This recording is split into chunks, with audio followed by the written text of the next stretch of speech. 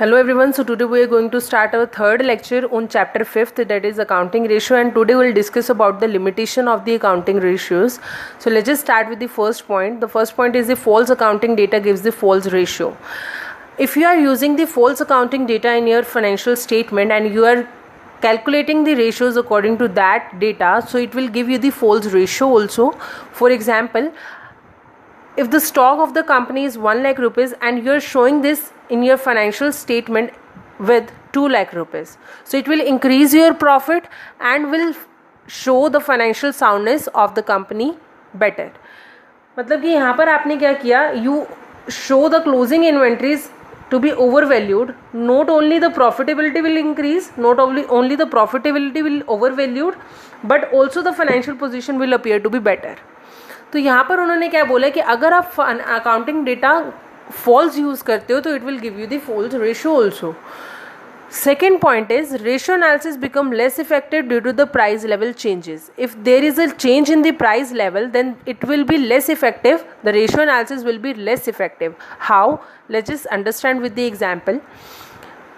A firm selling 200 shirts in 2018 at the rate of 20,000.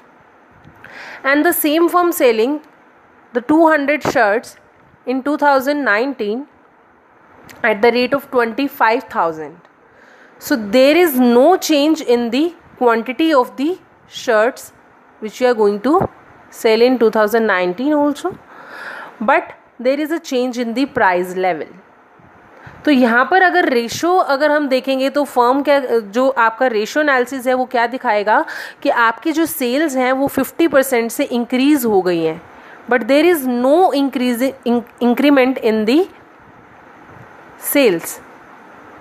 आपका जो 200 shirts आप 2018 में सेल कर रहे थे वही 200 शर्ट्स आप अपने 2019 में भी सेल कर रहे हैं. वहाँ पर आपकी क्वांटिटी में कोई चेंज नहीं आया, बट प्राइस लेवल में चेंज आया. लेकिन जो आपका रेशियो एनालिसिस है वो आपको ये दिखाएगा कि आपकी जो सेल्स हैं वो 50% से इंक्रीज हो गए हैं.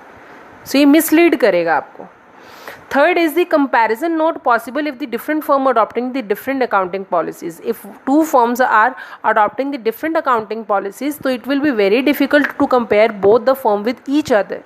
For example, if firm A is calculating the depreciation according to the straight line method and firm B is calculating the depreciation according to the written down value method, so there is very difficult, it is very difficult to compare the firm A with firm B. So it is very difficult to compare the data with firm A and firm B because they both are using the different accounting policies. Fourth is window dressing. Window dressing क्या है अब? Window dressing means some companies in order to cover up their bad financial position resort to window dressing. Window dressing is like that showing a better position than the one which really exists. मतलब आप क्या करते हैं, आप अपने datas को अच्छा दिखाते हैं. एक्चुअल में आपके जो डेटास हैं वो अच्छे नहीं हैं, लेकिन विंडो ड्रेसिंग से आप क्या करते हैं, अपने डेटास को थोड़ा अच्छा दिखाते हैं. कैसे? एग्जांपल देखते हैं इससे. If a firm's current asset is 2 lakh and firm current liability is 1 lakh and the current ratio is 2:1, it is the ideal ratio. But if you purchase goods on credit of ₹1 lakh in March, तो आपको पता है कि आप अपने datas जो हैं वो अप्रैल तक, मतलब कि आप अपने डेटास जो हैं वो अप्रैल तक कैलकुलेट करते हैं, क्योंकि आपका फाइनेंशियल ईयर्स जो है वो मार्च के एंड में आपका क्या करते हैं, आप ख़त्म करते हैं. लेकिन आप क्या करेंगे, अगर मार्च के अंदर आप परचेज कर रहे हैं गुड्स को ऑन क्रेडिट, तो इससे क्या होगा कि आपकी जो करंट एसेट्स हैं वो भी 1 lakh से इंक्रीज हो जाएंगी. मतलब कि आपकी जो करंट एसेट्स हैं वो 3 lakh की हो जाएंगी और आपकी जो करंट लायबिलिटीज़ हैं वो भी क्या हो जाएंगी, इंक्रीज हो जाएंगी, क्योंकि आपने यहाँ पर जो गुड्स परचेज किए हैं वो क्रेडिट पे परचेज किए हैं, तो आपकी करंट लायबिलिटीज़ भी हैं वो 2 lakh की हो जाएंगी. लेकिन इससे जो होगा आपका जो रेशियो, आइडल रेशियो है वो डिस्टर्ब हो जाएगा. कैसे? जो आपकी करंट रेशियो है वो कैसे होगी, 3/2, मतलब कि 3:2, जिसको आप फर्दर डिवाइड करेंगे तो वो कितने की होगी, 1.5:1, which is not the ideal ratio. तो आप क्या करेंगे, ये जो परचेज आपने मार्च में किया था इसको आप किस में शो करेंगे, अप्रैल में शो करेंगे ऑफ द नेक्स्ट ईयर. मतलब कि आप उसे नेक्स्ट ईयर में शो करेंगे that you purchase something on credit. आप उसे मार्च में शो नहीं करेंगे ताकि आपका आइडल रेशियो डिस्टर्ब ना हो. तो कुछ फर्म्स क्या करती हैं, विंडो ड्रेसिंग करती हैं, जिससे कि क्या होता है, उनका जो डेटा होता है वो मैनिपुलेट कर देती हैं थोड़ा बहुत. Fifth is the lack of the proper standard अब क्या है, फर्म टू फर्म जो सर्कमस्टांसेस हैं वो बिल्कुल डिफर होती हैं, जो कि मतलब मान लो कि अगर एक फर्म का कुछ सिंगल स्टैंडर्ड रेशो है, वो क्या है टाइम टू टाइम उसको मेंटेन करने की कोशिश करती है, लेकिन वो एक्चुअल में वो मेंटेन नहीं कर सकती है, जिससे कि उनका जो प्रॉपर स्टैंडर्ड है वो क्या हो जाता है, ख़त्म हो जाता है। प्रॉपर स्टैंडर्ड भी लाइक आपको पता है कि आपकी जो हम अभी डिस्कस कर चुके हैं एक्चुअली में, जो हमारी जो करंट रेशो जो होती है वो 2:1 होती है, जो कि जिसमें हमारी जो करंट एसेट्स होती हैं उनका जो ट्वाइस होना ज़रूरी है हमारी करंट लायबिलिटीज से। लेकिन अगर क्या है, वही कंपनी बैंक से लोन दे देती है और बैंक लोन देता है कंपनी को, उससे क्या होगा कि उसकी जो करंट रेशियो है वो कम हो जाएगी। तो इससे क्या होगा कि उनके जो प्रॉपर स्टैंडर्ड्स है वो मेंटेन नहीं हो पाएंगे। तो lack of proper standard is also the limitation for the accounting ratio. 6th point is ratio misleading in the absence of the absolute data. अगर आपके पास सिर्फ रेशियोज हैं और आपके पास एब्सोल्यूट डेटा नहीं है तो it will mislead you. How? Let's just understand with the example. If the firm is selling 10 lakh metre cloth in 2017 and 15 lakh metre cloth in 2018, तो इसकी जो प्रोग्रेस है वो कितनी होगी, 50% हो गई। और इसी तरह से फर्म बी जो है वो 10,000 मीटर क्लोथ सेल कर रही है इन 2017 एंड इन 2018 वो 15,000 मीटर क्लोथ सेल कर रही है, तो इसकी जो प्रोग्रेस है वो 100% होगी, है ना।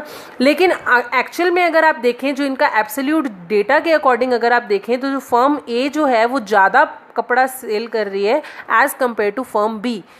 इट मीन्स जो फर्म ए जो है उसकी प्रोग्रेशन जो है वो ज़्यादा है as compared to firm B. लेकिन वो क्या है, रेशियोज जो हैं वो मिसलीड कर रही हैं आपको। वो रेशियोज क्या दिखाएंगे आपको कि फर्म बी जो है वो प्रोग्रेशन में ज़्यादा है, बट एक्चुअल में जो फर्म ए है उसकी प्रोग्रेशन रेट क्या है, ज़्यादा है, because they are selling the more cloth, more quantity. 7th is it ignores the qualitative factors. अब ये भी क्या करते हैं, ये क्वालिटेटिव फैक्टर को इग्नोर करती हैं, like the character of the proprietor and the managerial ability of the person are ignored. मान लो अगर आप किसी को क्या करते हैं, पैसा उधार पर देते हैं, अब आपको ये नहीं पता कि वो आपको पैसा लुटाएगा या नहीं लुटाएगा, तो इस तरह से आपको उसकी कुछ करेक्टर्स का, उसके मैनेजरल एबिलिटी के बारे में नहीं पता चलता। आपको रेशियोज के अकॉर्डिंग सिर्फ यही पता चलता है कि उसकी फाइनेंशियल पोजीशन, उसकी प्रॉफिटेबिलिटी, सॉल्वेंसी, लिक्विडिटी कैसी है, लेकिन आप उसके क्वालिटेटिव डेटा को क्या है वहाँ पर इग्नोर कर देते हैं। उसकी क्वालिटेटिव डेटा के बारे में आपको इन्फॉर्मेशन नहीं मिल पाती है। 8th point is ratio alone are not adequate for the proper conclusion, which means that ratio alone is not the adequate for the proper conclusion. Sometimes analysis क्या करते हैं, वो ratios को calculate तो करते हैं, लेकिन उससे वो उसकी bad और good position, मतलब कि firm की जो bad और good position है, वो financial position जो है firm की, उसके बारे में पता नहीं लगा पाते। और ये merely ये indicate करती है कि फर्म हेल्दी ट्रेंड में है या अनहेल्दी ट्रेंड में है।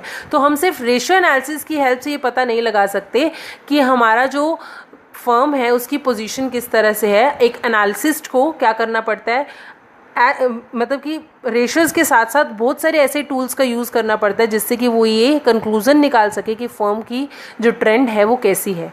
तो सिर्फ एक रेशियो के ऊपर वो फोकस नहीं करता, वो बाकी और टूल्स को भी यूज़ करता है to find out the financial health of the business. 9th is effect of the personal ability and the biasness of the analyst. अब कई बार क्या होता है कि जो एनालिस्ट होता है वो अपनी ही पर्सनल अंडरस्टैंडिंग के ऊपर, अपनी ही पर्सनल एबिलिटी के ऊपर वो क्या करता है, कंक्लूजन निकालता है। जिस तरह से मान लो कि अगर आपने क्या करना है, आपने रेशियोज का कैलकुलेशन करना है, तो आप क्या करते हैं, प्रॉफिट बिफोर टैक्स से करते हैं, या कुछ एनालिस्ट ऐसे होते हैं जो प्रॉफिट आफ्टर टैक्स से करते हैं, कुछ एनालिस्ट ऐसे होते हैं जो कि क्या करते हैं, profit after interest but before tax, इस तरह से करते हैं।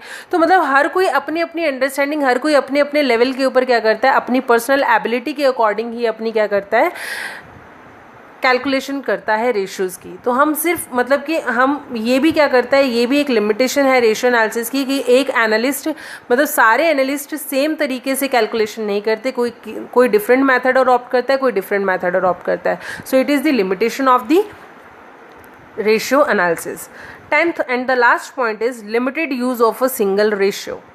अब एक एनालिस्ट जो है वो एक सिंगल रेशियो के ऊपर कभी भी क्या होगा, विश्वास नहीं करेगा।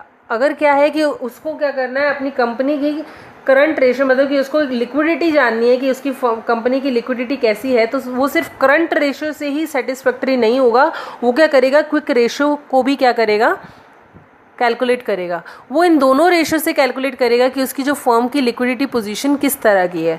तो मतलब कि अगर वो क्या है कि कई बार ऐसा भी हो सकता है कि फर्म की जो करंट रेशियो है वो तो सेटिस्फैक्ट्री है, लेकिन उसकी क्विक रेशियो क्या होती है, वो अनसेटिस्फैक्ट्री हो जाती है। तो इसलिए सिर्फ एक सिंगल रेशियो क्या है, पूरा जज नहीं कर सकती उसकी लिक्विडिटी रेशियो को। अगर उसको लिक्विडिटी रेशियो जानना है तो उसको क्विक रेशियो को भी क्या करना पड़ेगा, ध्यान में रखना होगा, so that to calculate the liquidity ratio of the firm.